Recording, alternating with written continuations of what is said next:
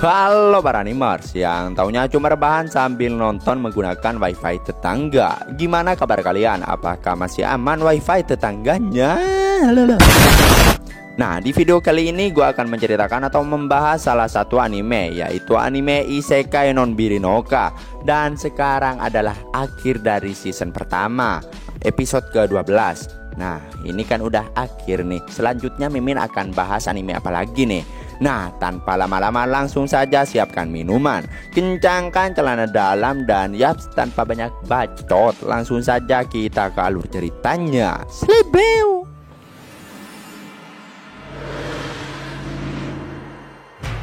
Di awal scene kita ditunjukin kehidupan di desa Taiju yang penuh dengan keestetikan dan kedamaian.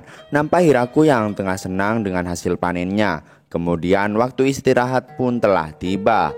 Sena dan juga temannya pergi untuk menyiapkan makanan, sedangkan Hiraku masih ada di ladang memotong batang tomat. Dan ketika Hiraku memikirkan sesuatu, tiba-tiba aja sang istri tercinta memanggil karena ya udah waktunya istirahat.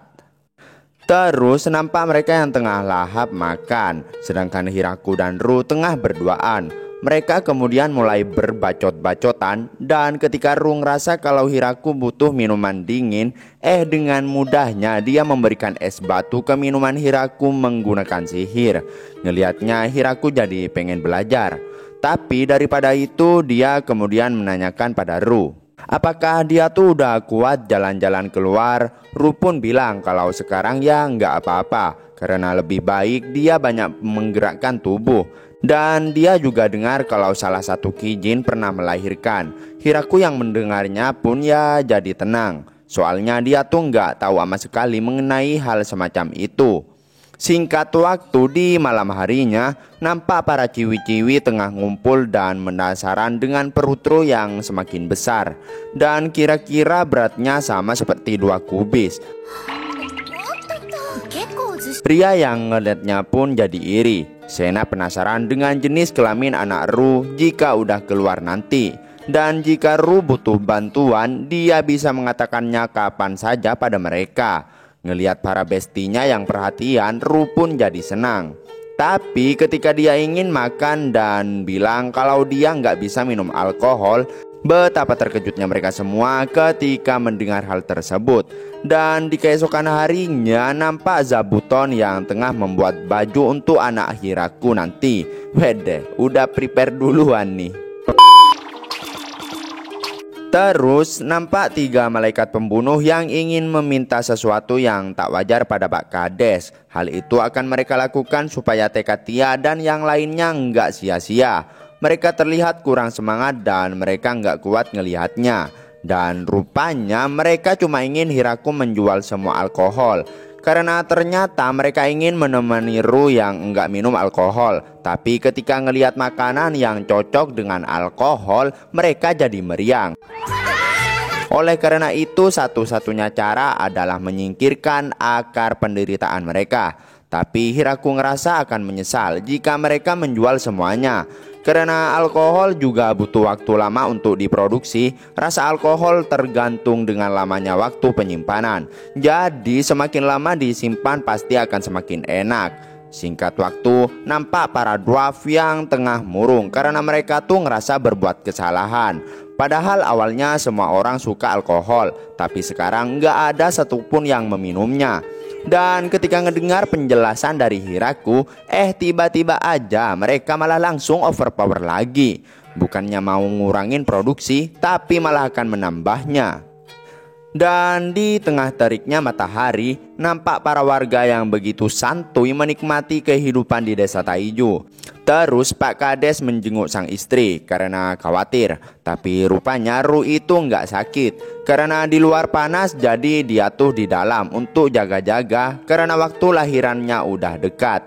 Ru nampak khawatir jika perutnya makin besar lagi, karena takutnya dia tuh malah nggak bisa bergerak. Dan setelah itu secara mengejutkan semua warga malah datang memberikan hadiah pada Ru. Dimulai dari elf gunung yang memberikan obat untuk meningkatkan tenaga, dan Lesti memberikan perhiasan yang manjur memulihkan energi sihir. Terus An memberikan puding yang udah ia buat dengan berusaha keras. Dan Ria juga memberikan jimat keberuntungan. Dilanjut dengan Hakuren yang membawa banyak apel. Terus adiknya yaitu Flora yang membawa sup tomat dan miso tofu. Mereka berdua nampak sangat menyukainya. Bukan hanya para manusia, para hewan juga datang memberikan hadiah pada Ru. Ditambah lagi Daga datang. Tapi dia tuh terlahir dari telur, jadi dia nggak tahu harus membantu apa di saat seperti itu. Tapi setidaknya silahkan hisap darahnya untuk memulihkan kekuatan Ru. Tapi ngelihat kulit Daga, Ru rasa gigi dia tuh nggak akan kuat menembusnya. Dan di sore harinya mereka berdua pun sangat senang dengan semua hadiah yang diberikan oleh para penduduk. Tapi Hiraku nampak kebingungan ketika melihat sebuah palu yang diberikan oleh Donovan. Tapi katanya itu akan berguna nanti. Dan secara tiba-tiba si Ru malah murung seketika. Rupanya dia ngerasa kalau dia tuh akan segera melahirkan. Ngedengarnya membuat Hiraku jadi terkejut. Dan di malam harinya nampak para Kijin yang kayaknya pada sibuk untuk mempersiapkan persalinan Ru. Dan nampak Hiraku yang tengah khawatir dengan istrinya. Merasa semakin panik, ia pun pergi ke bawah pohon raksasa untuk menenangkan diri.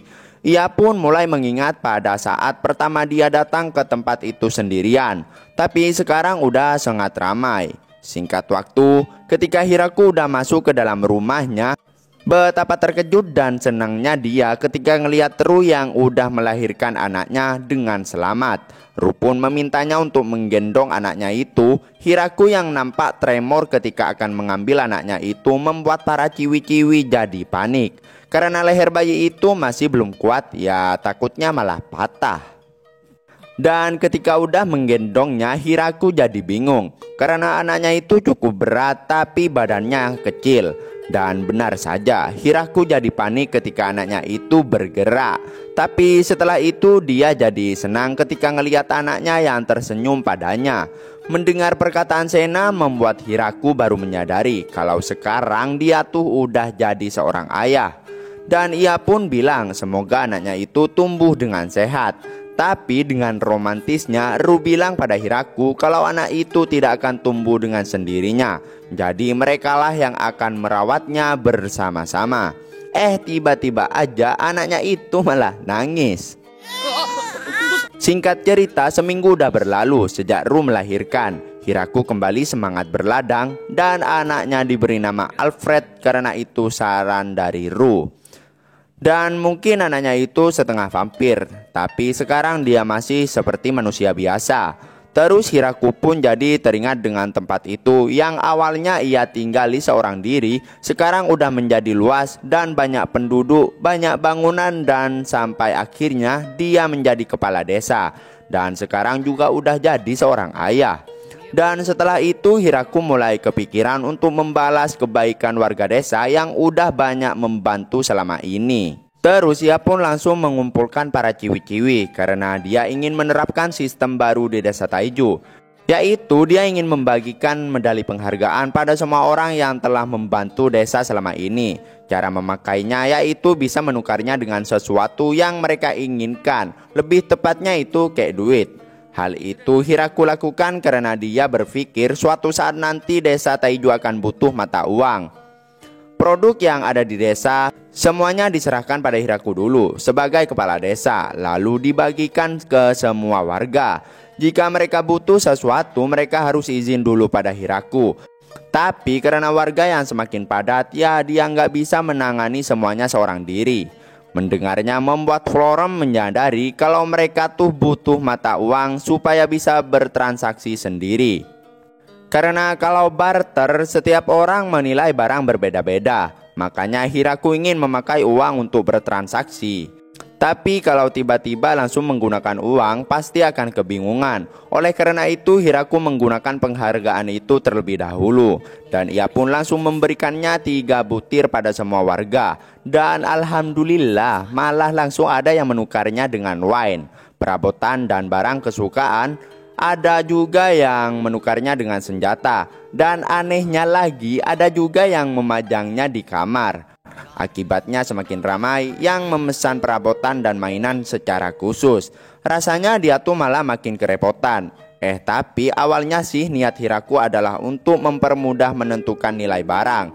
Tapi terkadang dia bingung menaksir nilai satu medali. Secara nggak diduga, nih bocil tolol apa gimana sih? Tapi pada akhirnya Hiraku bermain dengan para bocil-bocil itu seharian sebagai gantinya. Dan tak lama setelah itu tibalah di mana hari perayaan kelahiran anak mereka. Rupanya malam itu adalah malam di mana para warga akan meminum alkohol yang udah lama mereka simpan. Betapa senangnya mereka ketika udah minum alkohol kembali. Dan rupanya alasan Donovan memberikan palu kayu itu pada Ru adalah untuk membuka tutup gentong alkohol spesial yang udah dibuat oleh para dwarf. Dan yaps, pesta pun dimulai dengan begitu meriah. Dan seperti biasa, Babang Dream pastinya selalu hadir di acara mabuk-mabukan itu. Nampak Donovan yang menanyakan rasa wine-nya pada sepasang pasutri itu. Tapi betapa terkejutnya Donovan ketika ngedengar kalau Ru itu nggak boleh minum alkohol ketika masih menyusui. Tapi dia punya ide untuk menyimpan sebagian wine itu ke dalam botol mumpung belum habis. Dia akan menyimpannya dengan aman dan membuat rasanya semakin mantap. Singkat cerita, di keesokan harinya Shin pun pindah ke kerajaan iblis yang udah mendengar kabar kalau anak Hiraku lahir dengan selamat dan jenis kelaminnya berbatang.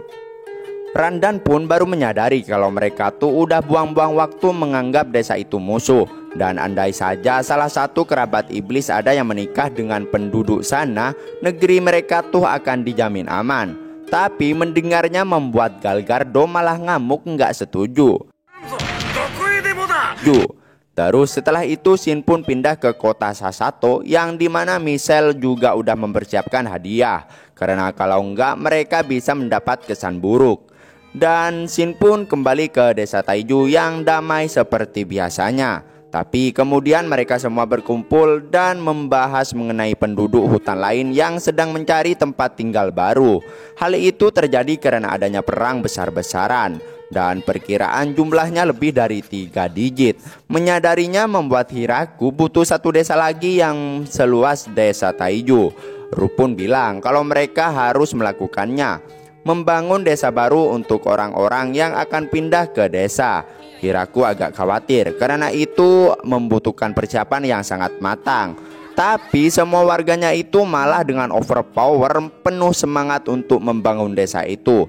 Ya Hiraku pun jadi semangat juga. Tamat. Dan yaps, itulah akhir dari anime Isekai Nonbiri no Ka episode ke-12. Wedeh, kayaknya kita bakalan rindu dengan kehidupan yang ada di desa Taiju guys. Karena ya sekarang udah akhir dari season pertama. Moga aja anak Hiraku tumbuh dengan sehat. Nah, kan anime ini tuh udah tamat. Selanjutnya Mimin akan bahas anime apa lagi nih?